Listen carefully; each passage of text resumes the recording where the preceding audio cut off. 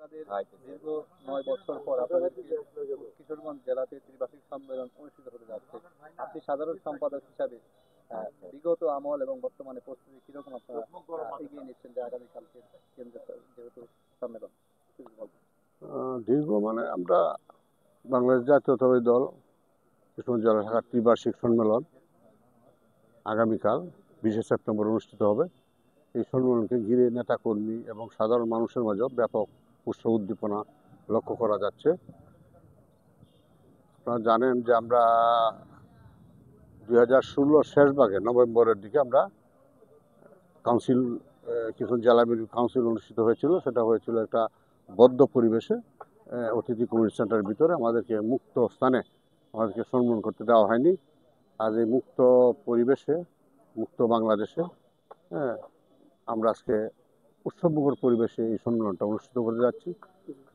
ইতিমধ্যে দেশনায়ক তারেক রহমান নির্দেশ দিয়েছেন যে এই সম্মেলনে তৃণমূল নেতাকর্মীদের ভোটের মাধ্যমে জেলা বিএনপির নেতৃত্ব নির্বাচিত হবে। কাজী সভাপতি এবং সাধারণ সভাপতি দুই পদেই প্রতিদ্বন্দ্বিতা হচ্ছে।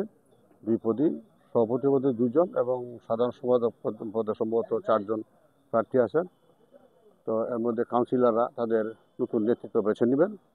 আমি মনে করি যে কাউন্সিলররা যাকে নেতা হিসেবে বেছেন, আমি একজন প্রার্থী, তারপর যদি অন্য কাউকে তারা বেছে নেয় কিংবা সমর্থন দেয়, আমি তাকেই আমি গ্রহণ করে নেব এবং তাকে সার্বিকভাবে আমি সহায়তা করব যাতে দলের নেতৃত্ব সুন্দরভাবে গড়ে ওঠে এবং সুন্দরভাবে দলটা পরিচালিত হয়। বিগত 14 বছর আমি সাধারণ সভার দায়িত্ব ছিলাম। এই সময়টা আমরা কিশোরগঞ্জে পরিচ্ছন্নভাবে দলটা পরিচালনা করানোর চেষ্টা করেছি। কোথাও কোনো চাঁদাবাজি, কোনো সন্ত্রাসী কর্মকাণ্ডের অভিযোগ নেই, কোথাও এই ধরনের ঘটনা ঘটেও নাই। আমরা দলের মধ্যেও কোনো ধরনের বিভেদ অনৈক্য ছিল না। আগামী দিনেও আমার মনে হয় কোনো বিভেদ অনৈক্য থাকবে না। তৃণমূলের নেতাকর্মীদের যে সিদ্ধান্ত কিংবা রায়কে আমরা সবাই মেনে নিব, এটাই প্রত্যাশা করি এবং আগামীকালকে সম্মেলন সুন্দর এবং সফলভাবে সম্পন্ন হবে।